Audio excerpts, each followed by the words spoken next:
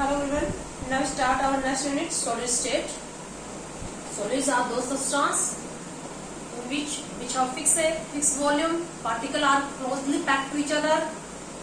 Due to particles are closely packed to each other, there is a negligible gap. They are incompressible in nature. They are rigid, have no fluidity. These are the characteristics of solid. तो solid की जो characteristic है और definition जो है वो आप 9th class से पढ़ते आ रहे हैं, आप सेल्फ लिख लेंगे. Now we take the type of solid: crystalline solid and amorphous solid. Solid की type: crystalline and next is amorphous. Amorphous solid का ही दूसरा नाम है pseudo solid. Pseudo solid. और इनको एक और नाम भी दिया गया है, सुपर कोल्ड लिक्विड.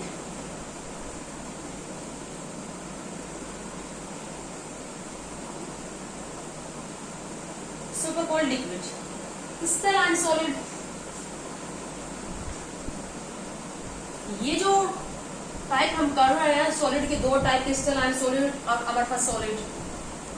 हमें पता है कि हर सॉलिड क्या है, कुछ पार्टिकल से मिलकर बना होगा, एटम से मिलकर बना होगा, आयन से मिलकर बना होगा, मॉलिक्यूल से मिलकर बना होगा. ठीक है, तो कंस्टिट्यूएंट पार्टिकल कहलाएंगे. सॉलिड जिससे भी मिलकर बना है, जिन पार्टिकल से, जिस भी टाइप के पार्टिकल से मिलकर बना होगा उसके क्या कहलाएंगे, कंस्टिट्यूएंट पार्टिकल. तो कंस्टिट्यूएंट पार्टिकल की अरेंजमेंट के बिहाफ के ऊपर है ये क्लासिफिकेशन. जो वास्तव में जो ट्रू सॉलिड भी कहलाते हैं क्रिस्टलाइन सॉलिड. क्रिस्टलाइन सॉलिड ही ट्रू सॉलिड है, वास्तव में सॉलिड है. अमरफस सॉलिड तो सूडो सॉलिड है.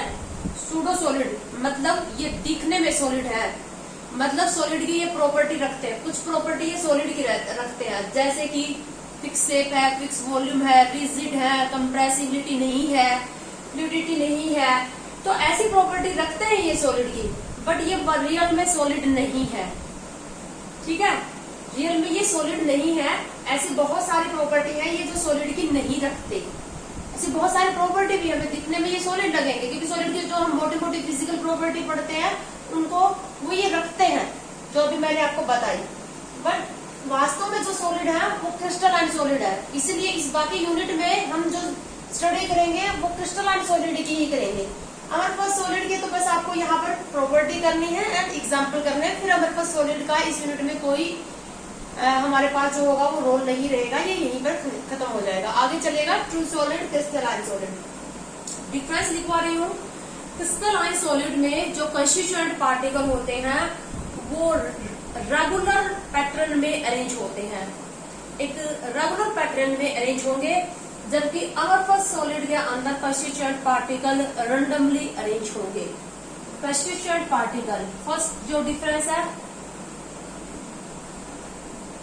particles arranged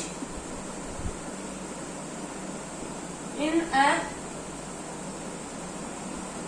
definite pattern. Definite pattern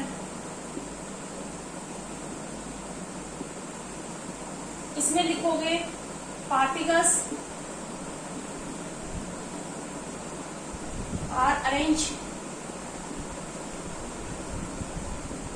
in random pattern. कोई फिक्स अरेंजमेंट नहीं होती.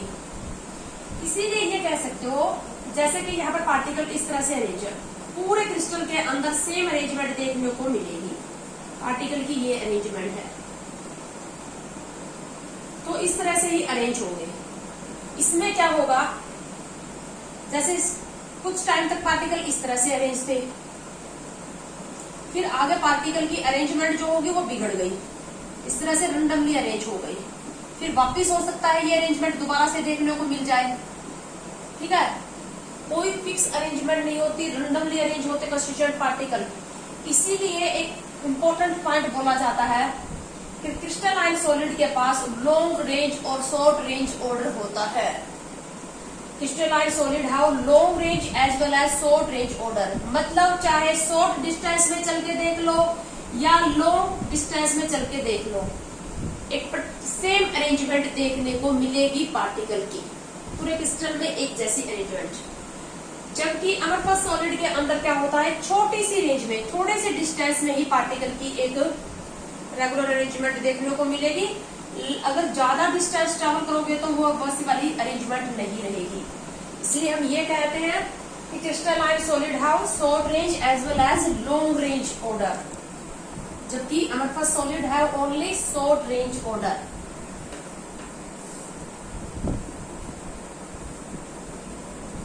They have short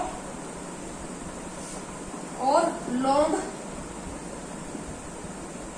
range order. They have only short range order.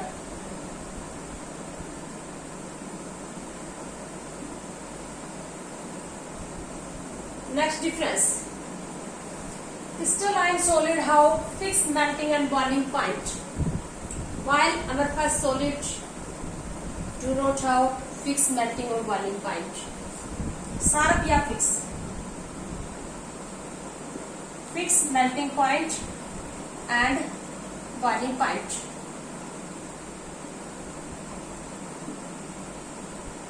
Don't have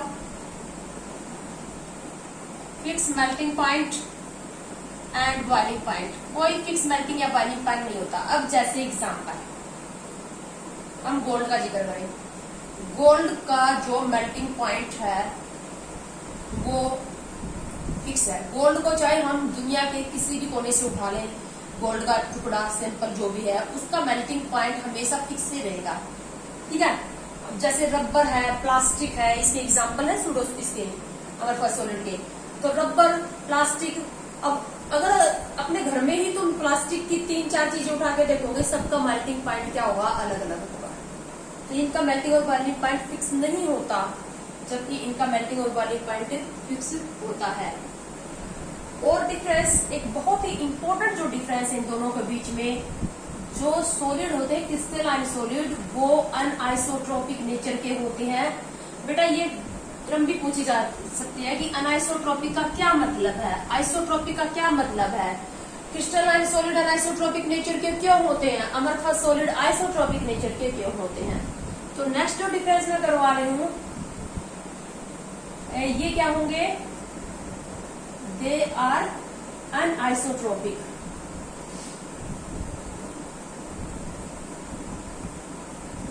अनआइसोट्रोपिक nature के होंगे, जबकि ये क्या होंगे, they are isotropic in nature. इस पहले तो इसका मतलब समझ लेते हैं, आइसोट्रोपिक और अनआइसोट्रोपिक। अनआइसोट्रोपिक का मतलब, अब कोई फिजिकल प्रॉपर्टी मेजर कर रहे हैं हम सॉलिड की फिजिकल प्रॉपर्टी, जैसे हमने रिफ्रैक्टिव इंडेक्स मेजर किया, इलेक्ट्रिकल कंडक्टिविटी मेजर की, तो किसी भी फिजिकल प्रॉपर्टी की वैल्यू हम अलग अलग डायरेक्शन में मेजर करके देखें। किसी भी फिजिकल प्रॉपर्टी की वैल्यू अलग अलग डायरेक्शन में मेजर करके देखेंगे। अगर किसी फिजिकल प्रॉपर्टी की वैल्यू अलग अलग डायरेक्शन में अलग अलग आ जाती है तो वो अनआइसोट्रोपिक, और अगर सेम फिजिकल प्रॉपर्टी की वैल्यू डिफरेंट डायरेक्शन में सेम आ जाती है तो वो आइसोट्रोपिक इन नेचर, ठीक है। अनआइसोट्रोपिक का मतलब same physical property have different value in different direction. इसका मतलब लिखवा रही हूं मैं, same physical property have different value in different direction.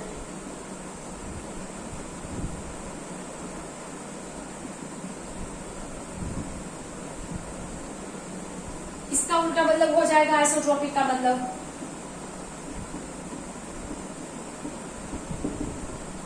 Physical property, same physical property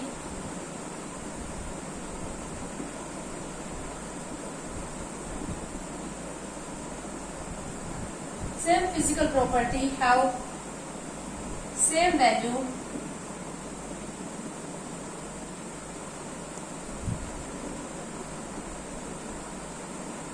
in different direction.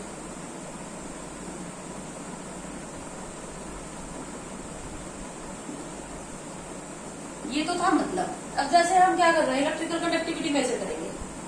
In crystalline solid की हमने क्या किया, इलेक्ट्रिकल कंडक्टिविटी मेजर की। अलग अलग डायरेक्शन में इलेक्ट्रिकल कंडक्टिविटी की वैल्यू अलग अलग आएगी, रिफ्रैक्टिव इंडेक्स की वैल्यू अलग अलग आएगी। लेकिन ये जो हमारे पास सॉलिड है, इनकी कोई physical property like refractive index, electrical conductivity, तो वो हम मेजर करेंगे डिफरेंट डायरेक्शन में, उसकी वैल्यू क्या आएगी, सेम। रीजन पूछ लिया जाएगा तुमसे, इनमें ऐसा क्यों है, सेम फिजिकल प्रॉपर्टी की वैल्यू डिफरेंट डायरेक्शन में डिफरेंट क्यों होती है क्रिस्टलाइन सॉलिड में, और इनमें सेम क्यों होती है, यानी कि ये अनआइसोट्रोपिक नेचर के क्यों होते हैं और ये आइसोट्रोपिक नेचर के क्यों होते हैं। मतलब मैं ये कहूंगी कि क्रिस्टलाइन सॉलिड और अमरफस सॉलिड में जो हम डिफरेंस निकल रहे हैं, उसका सबसे इंपॉर्टेंट पार्ट हम यहाँ पे पढ़ रहे हैं। डायरेक्ट तुमसे डिफाइन ही पूछ लेंगे या फिर तुमसे रीजन पूछ लेंगे, why crystalline solid are anisotropic, why amorphous solid are isotropic in nature. तो रीजन कर लेते हैं हम, इसका रीजन क्या है, क्यों है ये अनआइसोट्रोपिक नेचर के, मतलब समझ गए अनआइसोट्रोपिक का मतलब। अब देखो, जैसे हमारे पास क्या है, जो क्रिस्टलाइन सॉलिड है उसमें कंस्टिट्यूएंट पार्टिकल की जो अरेंजमेंट है ना डिफरेंट डायरेक्शन में, वो डिफरेंट देखने को मिलेगी। जैसे कि मैं यहाँ पर सोडियम क्लोराइड क्रिस्टलाइन सॉलिड का एग्जांपल उठाऊं तो इस तरह से है, अन्य पॉजिटिव Cl नेगेटिव, अन्य पॉजिटिव Cl नेगेटिव, अन्य पॉजिटिव Cl नेगेटिव, इस तरह से अरेंज है। फिर लिखा Cl नेगेटिव, क्योंकि दो कटायन तो क्लोज होंगे नहीं, कटायन अनायन आपस में क्लोज होंगे ना, अन्य पॉजिटिव Cl नेगेटिव, इस तरह से है, ठीक है।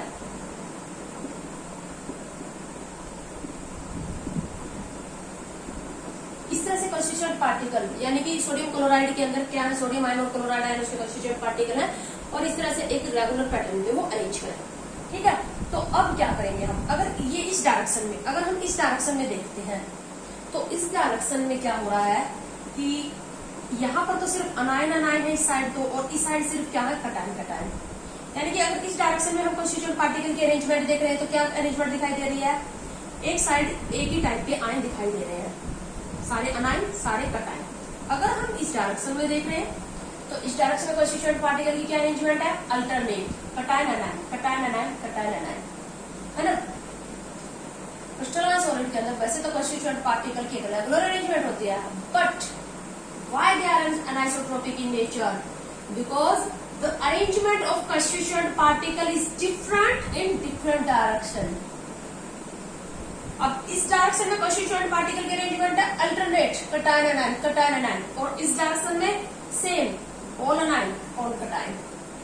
सो crystalline solid have different arrangement of constituent particle in different direction, ठीक है। अभी लिखवाती हूँ, इसमें वो देख लो, ये आइसोट्रोपिक नेचर के होते हैं। देखो ये तो क्या है, जैसे कि गैस स्टेट में गैस के एटम्स या मॉलिक्यूल रैंडमली रिमूव करते रहते हैं, उनकी कोई फिक्स डायरेक्शन कोई फिक्स अरेंजमेंट होती ही नहीं है, कि गैस की तरह बिहेव करते हैं, कि गैस के अंदर जैसे मॉलिक्यूल रैंडमली मूव करते हैं, इसके अंदर भी क्या है, रैंडम अरेंजमेंट है कंस्टिट्यूएंट पार्टिकल की। कंस्टिट्यूएंट पार्टिकल की क्या है, रैंडम अरेंजमेंट यहाँ पर बनी हुई है। तो चाहे हम इस डायरेक्शन में प्रॉपर्टी ऑब्जर्व करें या इस डायरेक्शन में, सेम अरेंजमेंट देख रहे हो, इधर भी रैंडम अरेंजमेंट, इधर भी random arrangement. So constituent particle have a random arrangement, same arrangement in all direction, while the constituent particle have different arrangement in different direction.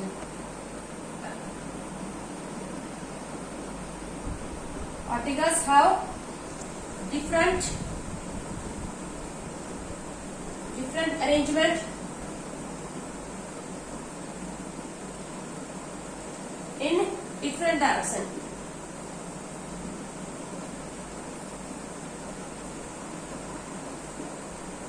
Particles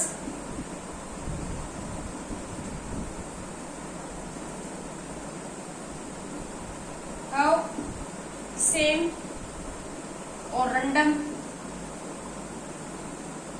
arrangement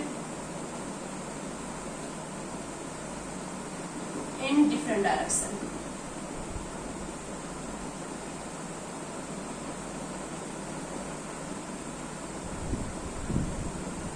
ये थे इनके डिफरेंस। ठीक है। उसके बाद इनको सुपर कूल्ड लिक्विड क्यों कहा जाता है?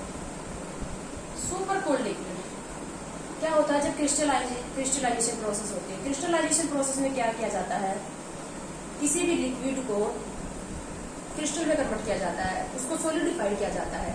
किसी भी लिक्विड को सोलिडिफाई करेंगे तो टेम्परेचर लो करना पड़ेगा ना हमें। क्रिस्टलाइजेशन प्रोसेस करते दौरान लिक्विड को हमें सॉलिड बनाना है तो हमें क्या करना पड़ेगा? टेम्परेचर लो करना पड़ेगा।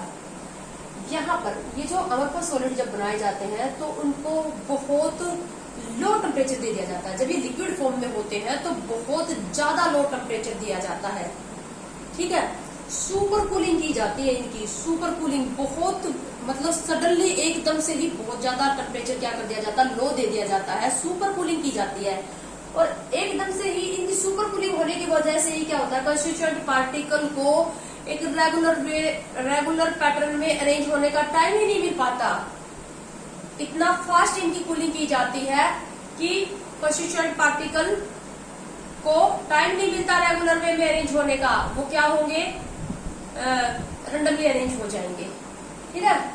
दे are formed by super cooling of liquid, so these are called super cooled liquid. Amorphous solid के जो एग्जाम्पल है, हमारे घरों में आप लोगों ने देखे हैं विंडो पैन, खिड़कियों में जो ग्लास लगे हुए होते हैं। अच्छा, एग्जाम्पल अमरफस सॉलिड के जो एग्जाम्पल है, अगर तुमसे एग्जाम्पल पूछ लिया जाए कि इनमें से अमरफस सॉलिड कौन सा है, ये बताओ, तो एग्जाम्पल इसके याद रख लो, बाकी सारे तो क्रिस्टलाइन के ही है। अमरफस की एग्जाम्पल याद रख लो, रबर, प्लास्टिक, ग्लास, कोल्टार, ये है, ठीक है। तो ग्लास सुपर कूल्ड लिक्विड ही है। जो ओल्ड हाउसेस की जो विंडो है ना, काफी साल पुराने ग्लास जो लगे हुए खिड़कियों में, वो क्या होंगे? ऊपर से तो पतले होंगे और नीचे से थिक होंगे, ऊपर से थिन होंगे और नीचे से मोटे होंगे वो, क्योंकि टाइम के साथ साथ थोड़ी बहुत उनके अंदर फ्लूइडिटी है, क्योंकि ये प्रॉपर सॉलिड नहीं है ना ग्लास। ये तो क्या सूडो सॉलिड है, सॉलिड के जैसा दिखता है लेकिन सॉलिड की सारी प्रॉपर्टी नहीं रखता। देखा मैंने कितने सारे डिफरेंस करवाए, कितने सारे ऐसे प्रॉपर्टीज की जो वास्तव में ट्रू सॉलिड वाली नहीं है इसकी, ठीक है। तो ग्लास क्या है? ट्रू सॉलिड नहीं है, ये सूडो सॉलिड है, ये अमरफस सॉलिड है। और इसी वजह से इसके अंदर क्या होती है? थोड़ी बहुत फ्लूइडिटी होती है, और फ्लूइडिटी होने की वजह से क्या होगा? धीरे धीरे क्या होता जाता है, जब डे टाइम में हीट होता है तो वो मेल्ट होके उसके अंदर फ्लो होता रहता है, फ्लूइडिटी आ जाती है, वो धीरे धीरे क्या होता है? नीचे आके इकट्ठा हो जाता है, ठीक है। इसीलिए क्या हो जाता है? ये मतलब ऊपर से थिन और नीचे से थिक हो जाते हैं, यानी कि ये थोड़ी बहुत फ्लूइडिटी रखते हैं, जो कि हमें पता है कि सॉलिड के अंदर फ्लूइडिटी नहीं होती। तो ये यहाँ पर एग्जाम्पल, बाकी सारे जितने भी एग्जाम्पल है वो इसके क्रिस्टलाइन सॉलिड के। अमरफस सॉलिड को हम यहीं पर छोड़ देंगे, अमरफस सॉलिड वास्तव में सॉलिड नहीं है। अब आगे की जो हमारी स्टडी चलेगी वो क्रिस्टलाइन सॉलिड की चलेगी। तो पहले हम क्रिस्टलाइन सॉलिड की टाइप करेंगे, कंस्टिट्यूएंट पार्टिकल की टाइप के विभाग के ऊपर उनके बीच में किस टाइप की फोर्स ऑफ अट्रैक्शन है, टाइप करेंगे क्रिस्टलाइन सॉलिड की, और टाइप करने के बाद फिर हम इसकी क्रिस्टल की स्टडी करेंगे। इस वीडियो में हम इतना ही